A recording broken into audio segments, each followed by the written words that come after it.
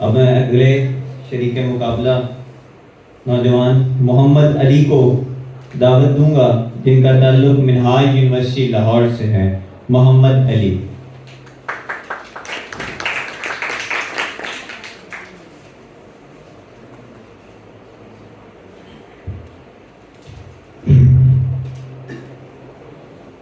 کبھی اے نوجوان مسلم تدبر بھی کیا تو نے؟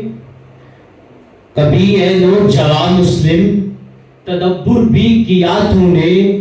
کیا گرتو تھا جس کا تو ہے ٹوٹا ہوا تارا؟ اور گوادی اسلاف سے، گوادی ہم نے جو اسلاف سے میراث پائی تھی، سوریا سے زمین پر آسمان نے ہم کو دے مارا. جناب صدر، معزز سامعین ذی احتشام اور گلشن ادب کے مہکتے ہوئے پھولوں، آج جس موضوع پر لب کشائی کی جسارت کر رہا ہوں وہ پیغام رسالت اور موجودہ دور میں بڑھتی ہوئی فرقہ واریت ہے.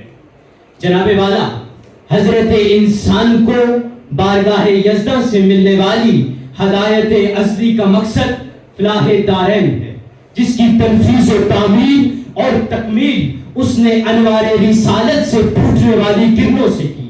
اور جب یہ سلسلہ سید المرسلین خاتم النبیین صلی اللہ علیہ وآلہ وسلم تک پہنچا تو صدائے رحمانی آئی، هو الذی ارسل رسولہ بالہدی ودین الحق لیظہرہ علی الدین کلہ ولو کرہ المشرکون.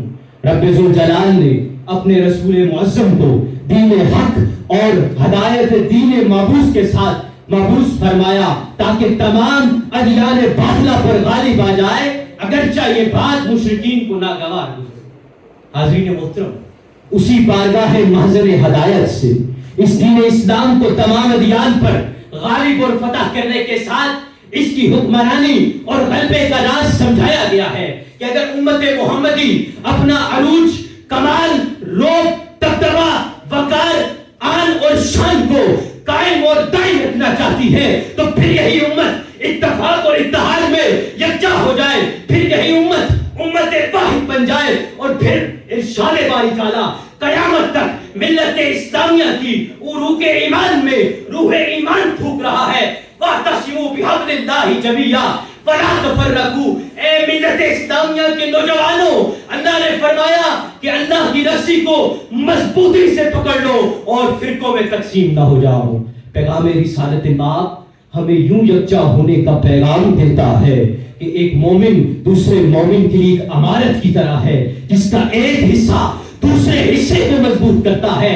گویا کہ پیغام رسالت ہمیں ڈاکٹر علامہ محمد اقبال کی زبان میں یوں پیغام دے رہے ہیں، ایک ہو مسلم حرم کی پاسبانی کے لیے، نیل کے ساحل سے لے کر تا بخاں کے کاشغر.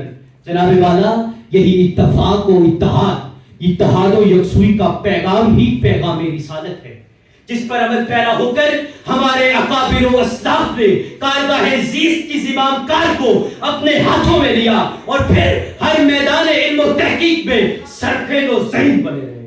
لیکن افسوس، صد افسوس، جو ہی ہم نے قرآن اور قرآن کی فکر سے انحراف کیا اور راہ اعتدال سے اعراض کیا تو پھر انتہا پسندی، دہشت گردی اور مسلکی تعصب کی مالون وادیوں میں ڈگمگاتے ہوئے ہم ذلت و رسوائی اور زوال و انحطاط کی گہرائیوں میں جا پھنسے. جناب والا، ہم انہیں اوراق تاریخ میں معتزلہ، مرجیہ اور قدریہ کے ناموں سے جانتے ہیں، لیکن سواد اعظم جماعت اہل سنت آج بھی میادین علم و عرفہ میں نور ہدایت کے چراغ روشن کر رہا ہے اور قیامت تک کرتا رہے گا. اس ملت کو، اس ملت مصطفیٰ کو فرقہ واریت کی آگ سے معمون کرتا رہے گا. جناب والا، جب اس ملت نے پیغام رسالت سے منہ موڑا تو پھر اس ملت میں فرقے پیدا ہوئے، لیکن گردش مرور زمانہ نے نور ہدایت سے انحراف کی بنا پر ان فرقوں کو اپنی موت آپ بار ڈالا. لیکن جب میں نشتر فکری سے ماضی قریب کا سینہ چیرتا ہوں تو یہودیوں کی سربراہ اور تنظیم تو ورلڈ زائنوٹک آرگنائزیشن کے اہداف دیکھتا ہوں تو جناب والا سب سے پہلا ہدف اس ملت مسلمہ کو فرقہ واریت کی یاد میں دھکیل دیا جائے. کہیں منکرین حدیث کا فتنہ پیدا کیا جائے تو کہیں ختم نبوت کا فتنہ پیدا کیا جائے اور اس ملت کا رشتہ قلبی اور نافی بارگاہ مصطفیٰ سے کمزور کر دیا جائے. شاعر علامہ اقبال جو شاعر کی قلم جنبش کرتی ہے, یہ اے فاقہ کش, یہ فاقہ کش جو موت سے ڈرتا نہیں, ذرا روح محمدی اس کے بدن سے نکال دو.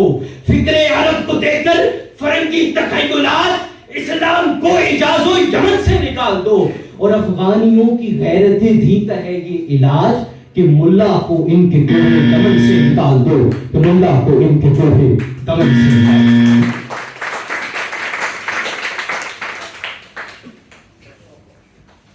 ماشاءاللہ یہ تھے محمد علی, منہاج یونیورسٹی کے ہونہار اسٹوڈنٹ جو اظہار خیال فرما رہے تھے.